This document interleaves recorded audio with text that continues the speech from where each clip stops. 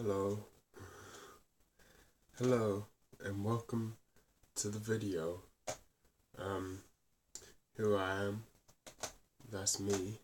No, thank you. It feels weirdly like it's been a while since I made a video, even though I don't think it's been very long.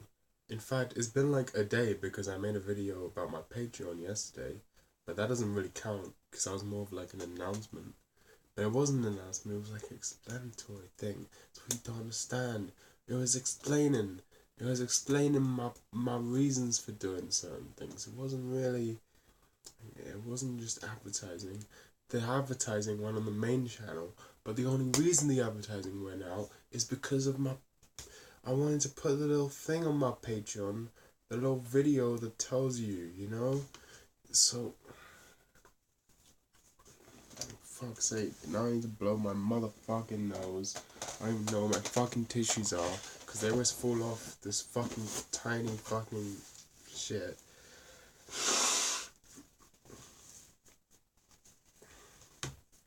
Okay, in this video, I'm going to be showing you my wall of text. I got a big wall, it's full of text, but it doesn't even really... Our original idea was it wouldn't be any drawings or anything, it would just be text, but I've kind of given up on that idea, as you will see. You've probably seen this in various videos before. It generally slowly builds, evolves. There's going to be more added, I'm certain. There's always more being added, but this is what it looks like as of now. My wall of text. Now I need to turn my red light filter off on my phone so that I can actually see what I'm fucking doing. Yeah, I'm watching shitty, like, second-rate pro CSGO shit. It's terrible. You can actually tell that they're not very good. But that's enough of that. Let's get to the wall of text. So, at the front, at the top, it says, I'm just gonna go top to bottom. As you can see, it says wall of text right there. That's just the title. But we'll start from this side like a book. So first thing you see is, death comes to all, you will die. I think that's a very important thing to remember. I think everyone needs to know, constantly be reminded of the fact that one day they're gonna die. And there's no use ignoring that fact. Death comes to all, man.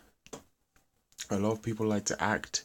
They like to walk around pretending they're never gonna die. They don't even really think about it. It's a very hard thing to think about. But it's the truth, and you can't really ignore it. And so if you can't ignore it, why not just have it right in your face at all times? And that's the point of this little piece of paper. So that I'm always being reminded, death comes to all, I will die. It's very important. It's very important to know that you're gonna die someday. Don't try and pretend that you're not gonna die someday. Because the more you're aware of the fact that you're gonna die someday, hopefully the more you think about, well, while I'm here, I may as well do something, right? Even if that something is just laying around, just rotting, at least you're doing something, right? Even if you're doing nothing. Death comes to all. You will die. You see, this one it's actually two different messages. There's strange fucking noises coming from outside. There's like a party, but it's starting to sound more like a cult. And next up we got rage. I wouldn't really know what that means. I don't know what.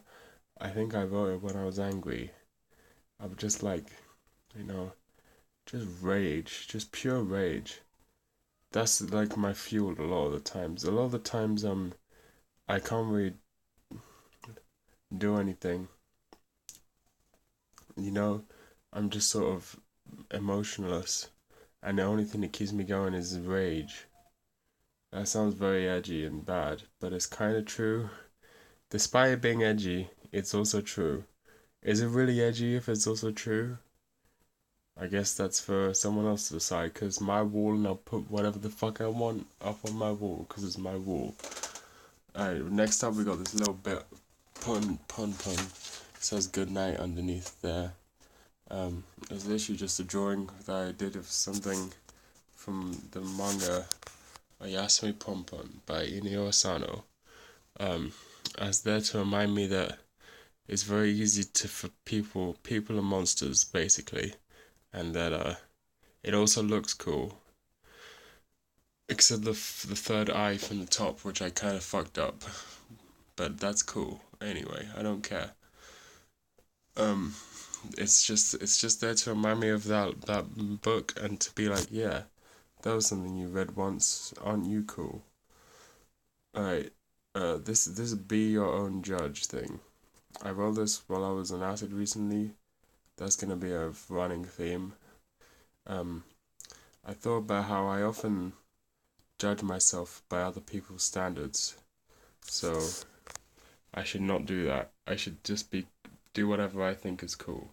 The reason I thought that is because while I was on acid, I was kept thinking like, oh man, I was tweeting because I was bored because I hadn't actually all the things that I thought I would be like the idea right was that I would oh let me turn this around.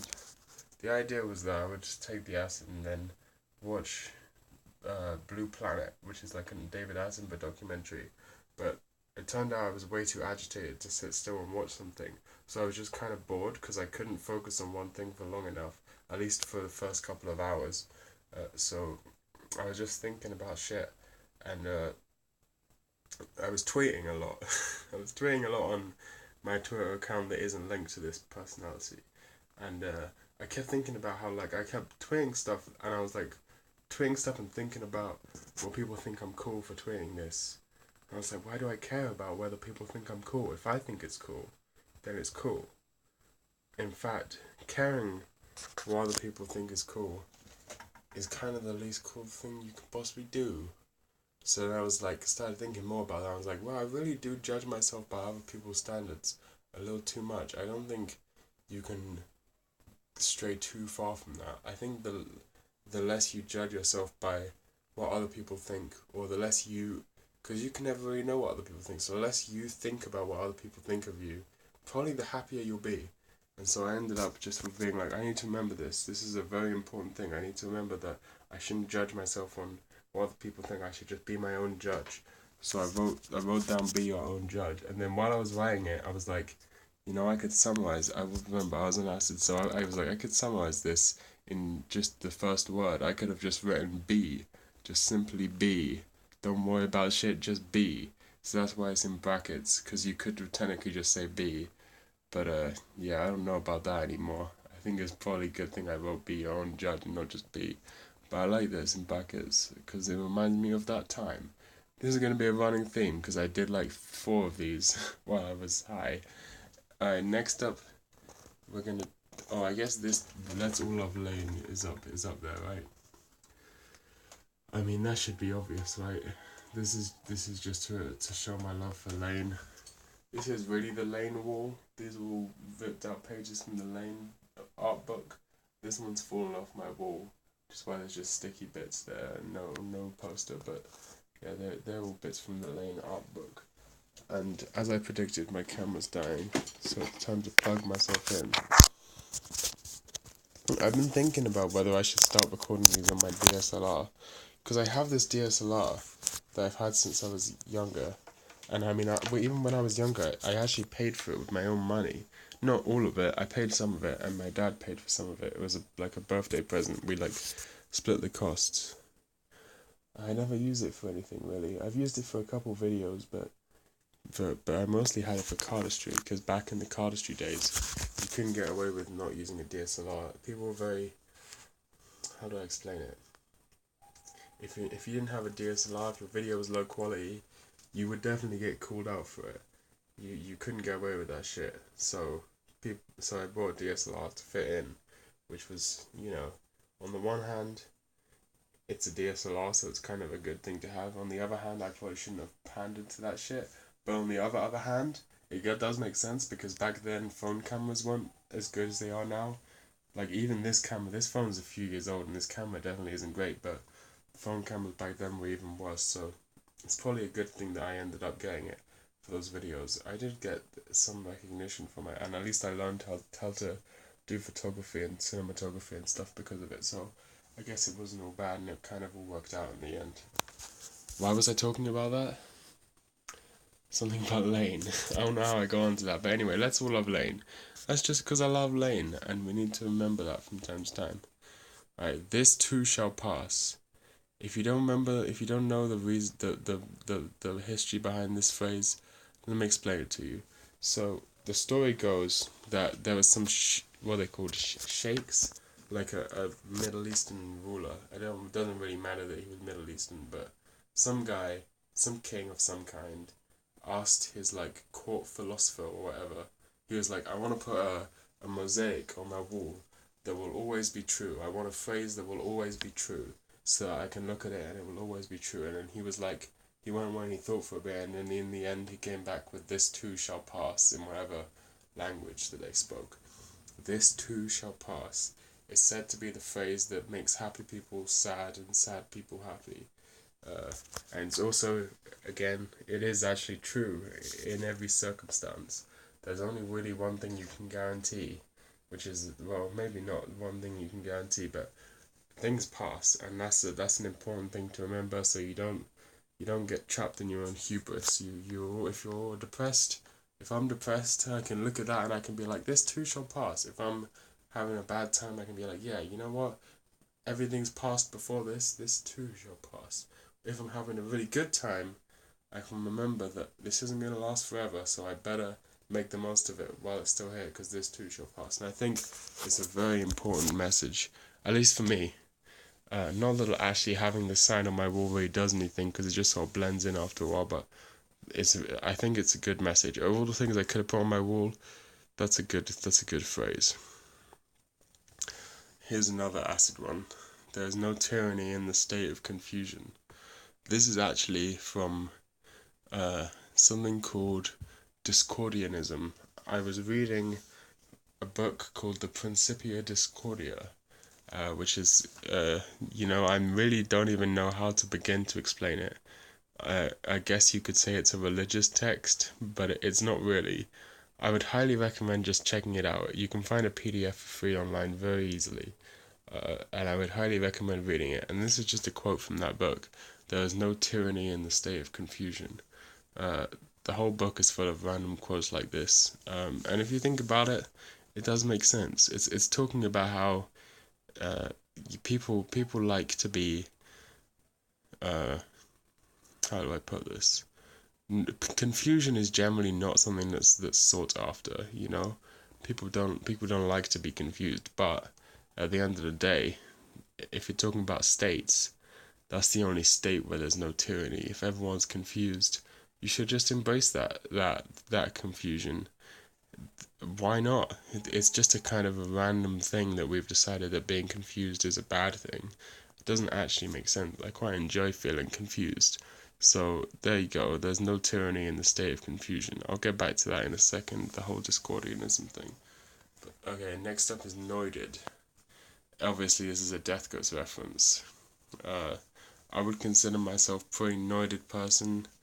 I generally stay pretty paranoid about everything. I think a lot about the government, man. Think a lot about the government. They know watching me.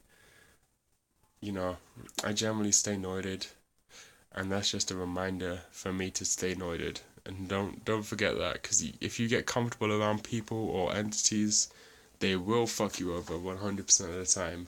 So always stay noided. Always stay noided. Alright, the next thing is, says, no bad dream fucker's gonna boss me round. That's an Elliott Smith lyric. I don't actually remember which song it's from though. No bad dream fucker's gonna, Christian Buzz gonna, yeah, that's a good song. No bad dream fucker's gonna boss me around. I really love that lyric. I don't really know what it means or what he meant by it. I have my own interpretation of it, but I just really like the way it's like, no bad dream fucker's gonna boss me around. It's simultaneously rebellious and depressing. I need to sneeze. Wow, that was a fucking big sneeze. Yeah, I really like that phrase. No bad dream fucker's gonna boss me around. Because I agree with it heavily, or at least my interpretation of it. And I like that song as well. So that's why it's on my wall. Just to remind me, anytime bad dream fucker try to boss me around, I can just be like, oh yeah, no bad dream fucker's gonna boss me around. Alright, next up is this thing. Let me lift this up so you can see the first kanji. It's not even a kanji. God, look at my terrible Japanese handwriting. If you can read Japanese, I'm really sorry. Especially that first character, it looks like absolute arse. The rest of it's passable, but that first character looks terrible. What a coincidence that is. Fuck. What a coincidence the first character's covered up. And there's this little drawing, which aside from the pun one is the first drawing. So I believe this Japanese text says, an angel would suffocate in heaven, or whatever. Something like that. It's the name of a Shinsei Kamata-chan song.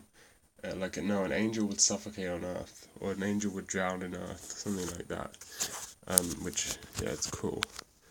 And this little drawing is the drawing from the front cover of a Shinsei Kamata-chan album called Tanoshi. And it's one of my favourite albums. Although that song's not off of that album, I don't think. Maybe it is off that album and I just don't remember. But it's a great song nonetheless. And it's a great album nonetheless. And I just traced this from my computer, the little drawing of this girl. And that's why she doesn't have any feet, because on the album cover her feet are like cut off from the bottom of the CD. Yeah, I just traced it. Let's go to the next one. This over here, another thing I traced. This is the logo for the band I Hate God, spelled with like EYE. I Hate God, which is one of my favourite bands. And I always thought the logo was really cool. So it's literally just up there because I think it looks cool and I like the band. And it doesn't really have any deeper meaning. In fact, none of this really has any deeper meaning. It just sort of exists. And I think that's okay. I don't think everything has to have a deeper meaning. And I think a lot of things that people think have deeper meanings, they don't, or they're reading more into it than was intended. Or the other way round, things that people think don't have any deeper meaning are just as deep as things that people generally consider to have deeper meanings. And I Hate God is an example of that, because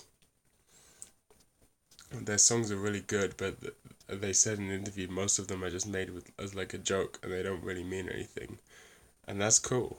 I respect that. There's no tyranny in the state of confusion, right? This one says fuck 'em, because fuck 'em. And this is from a video, actually, where I said that I would draw myself a girlfriend. It might have actually been Weiji as in a Keiju, where I was like, I'm gonna draw myself a girlfriend, and this is what I drew. And then now it's on my wall, because it's funny, isn't it? Is that not funny? I think it's a funny drawing of a little person. And then scribbles, because I was trying to get my pen to work. Fuck. I need to piss. I'm gonna pause the video and come back after I've pissed. Alright, let's continue on to the sacred cow. Chow? I don't know. So, I guess it's time for me to explain the story behind my link to Discordianism, because this is a Discordian symbol. Again, I highly recommend you read this Principia Discordia. But I shall now describe myself. So, when I was on acid, I had I don't know what to call it, really.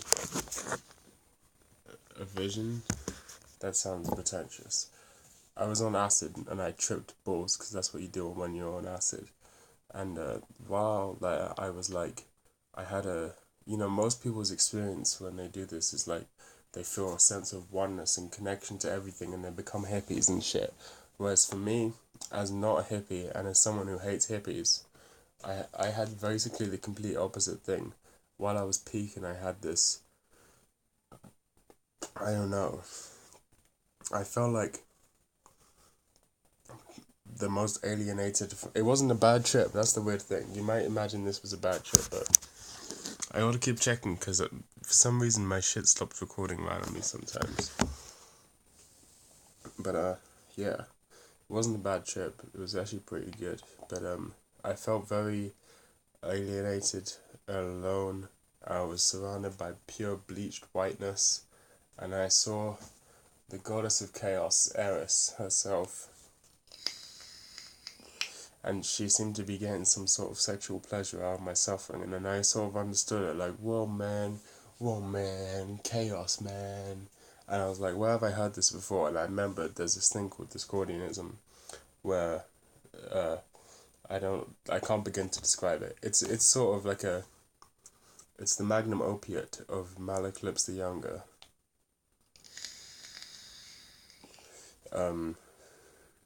It's like a religion, but it's not really a religion. It's like a philosophy, but it's not really a philosophy. It's very much a sort of, I don't want to call it a worship of chaos, because it's not really a worship, and in fact, if you look at the sacred cow up here, right, the thing with the apple on it, I don't know if you can even tell that's an apple, but that's an apple. The bottom one is supposed to represent Eris, because of a Greek myth, where Eris, who is the goddess of chaos in Greek mythology, gave a golden apple to some people and they all fought over it and shit. And then there's the other side, which has a pentagon in it, which is supposed to represent an Eris, or like order. And that's why it's all about the yin yang, man. It's all about the yin yang. It's all about the yin yang, man. There's chaos and there's order. But then I think what I saw was this deeper chaos that we can't even perceive, because both our idea of chaos and our idea of order are both very human. This is cool. I can see the light of the screen and don't worry about it. I can see like a reflection. Don't worry about it. Both chaos, our perceptions of chaos and order are both illusory, and so fuck it. But I think what I saw was the deeper chaos at the root of everything, and that's what made me think, whoa, that's fucking sick. I like chaos. I've always liked chaos. I've always thought chaos was a good thing.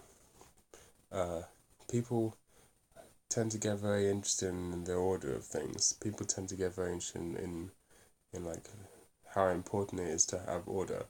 People don't tend to get so interested in things that are chaotic. I think they both have value. And yeah, that was just to remind me of the fact that they both have value, I guess. And it's also a pretty interesting and cool symbol. And also, I was high as fuck. What's next? Oh wow, this was zoomed in all the way the whole time. Interesting. I believe this says none of this is real, none of this is real, none of this is real, none of this is real. And that's obviously because none of this is real. Nothing's real. And if you think things are real, well, I'm sorry. I feel very sorry for you. This is the circle of fifths, a very poorly drawn circle of fifths. This is probably the most pragmatic thing on this entire wall.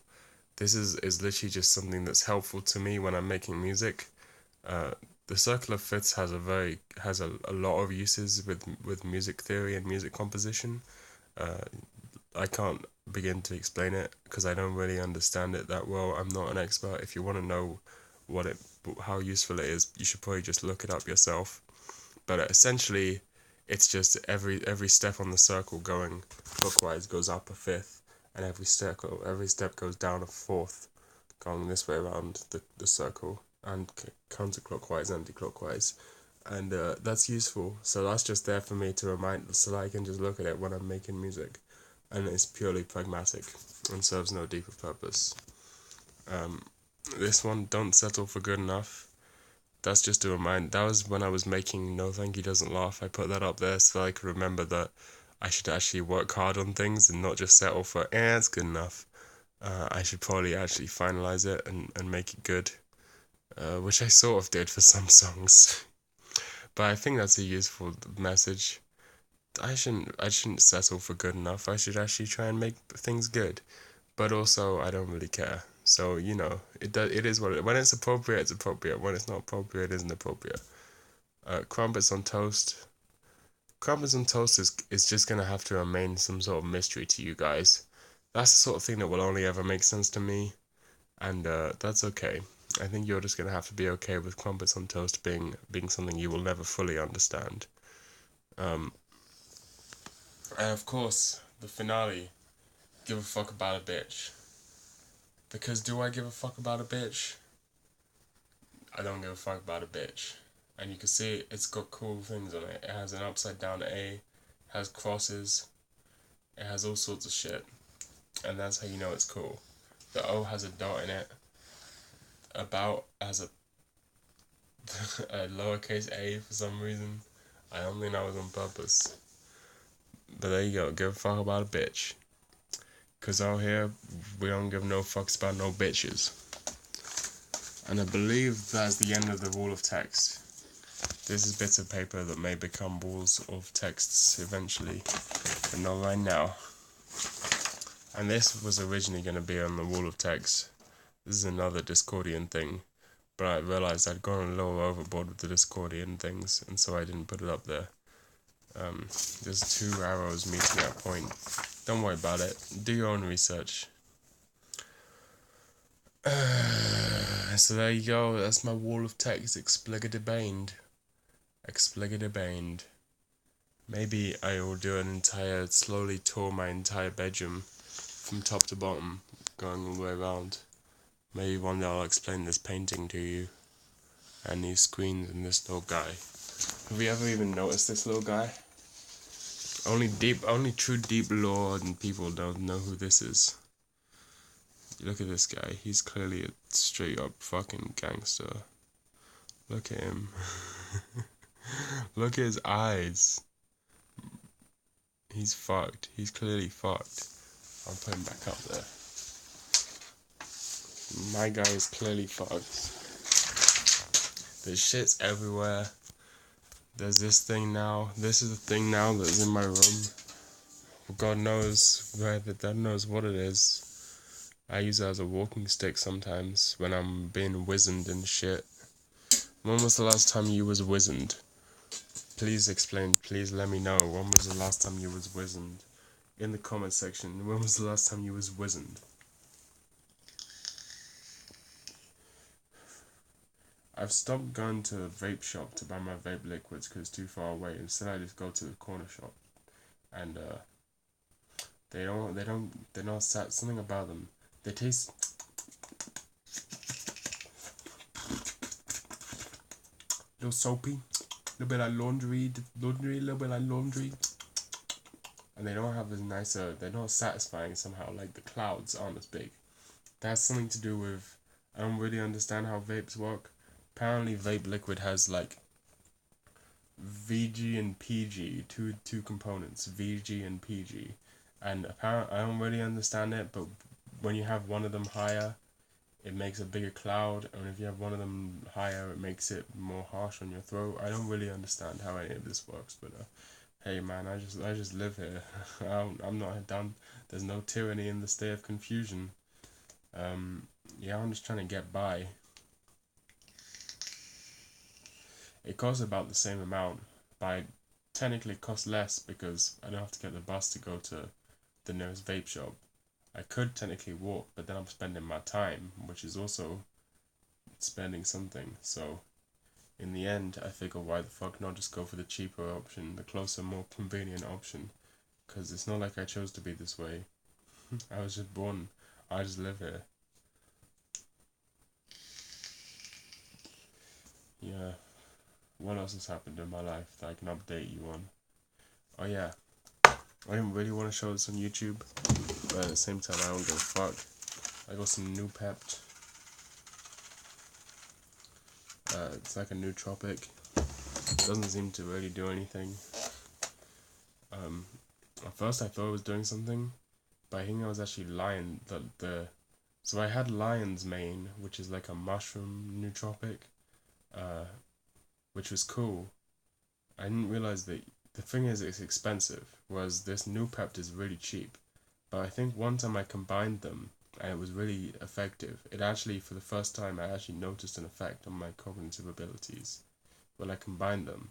But immediately after, I ran out of lion's mane, and I still had loads of this Noopept, so I was like, I hope this Noopept works on its own, but it just sort of doesn't. So there you have it. Maybe I'll have to buy more lion's mane. It's kind of expensive. I think it'd be probably more effective to spend that money on like modafinil or something. Maybe I will do that. Maybe I won't. You'll never know, because I won't tell you, because the government's listening. My beard's growing. That's something that's happening. And I actually have to. This is one of the more annoying things that's going on in my life right now. I have to get up tomorrow at like 12. I've been waking up at like 5 p.m. I have to wake up at like 12 midday tomorrow. So, God fucking knows how that's gonna go. I'm not looking forward to it. And oh yeah, the last bad thing is that I ran out of beer. I have 0 beers left in my house, which is just awful, just terrible, just horrendous. Why put me on this earth if you're gonna make me run out of beer? That's my question. Oh God. It'll be fine. It'll all be fine. Don't worry about it. Some of the good things are happening, right? Yeah, sure. Music's happening. Music's definitely happening. I should probably I've done the video now. I showed you my wall. Are you happy? Do you feel satisfied? Because you looked at my wall. What have you spent? This is 30 minutes. You've spent 30 minutes of some guy being like, hey, look at my wall. And it's just schizoid ramblings. And you're like, oh man, I really feel like I spent that time wisely. Yeah, you wasted your time. Why? Just why? Just, oh God, why? I never claimed to be a hikikomori. I never claimed to be a NEET. I said I was NEET adjacent. That was about as far as I've gone. And that's true. In fact, I haven't gone to a job or a university or a school for like 6 months, 5 months, 5 and a bit months, right? If that's not NEET adjacent, I don't know what is. I never claimed to be a hikikomori. I go outside. I even have a video called No Thank You Goes Outside. If someone assumed that, that's not my problem. I simply live my life. The double thing is that you should be trying to be a NEET, but being in a hikikomori is not necessarily something you should be trying to do. It's more of like a bad thing that happens to you, not something that you should lust for. I don't know how to explain it other than that. Ask someone who's actually not left their house for like multiple months or years or whatever, and they'll be like, yeah, this ain't good, you don't want to be this person. But I go out occasionally to buy alcohol and food, and so I'm not a hikikomori, and I don't claim to be. I don't know where that came from. Oh yeah, because someone posted a link to my channel, and I haven't been on image boards for a while, so randomly today I was like, I'm gonna go look at Oboa-chan, right? And I go there and I see a fucking what was it called, like NEET YouTubers thread. It was like a thread called like favorite NEET YouTubers, and it has Infinite Outlaw, Star, Lilith, whatever his name on phase on the post, and I'm like, oh shit, interesting, I know that person. So I click on it, and then the first post in the thread is linking my channel. Who knows why? I mean, you're gonna be disappointed when you find out I'm not a NEET, even though I have a NEET. But how do you even define NEET? Because I do make money. I make money on Patreon. I make money off of music. I make money on Fiverr.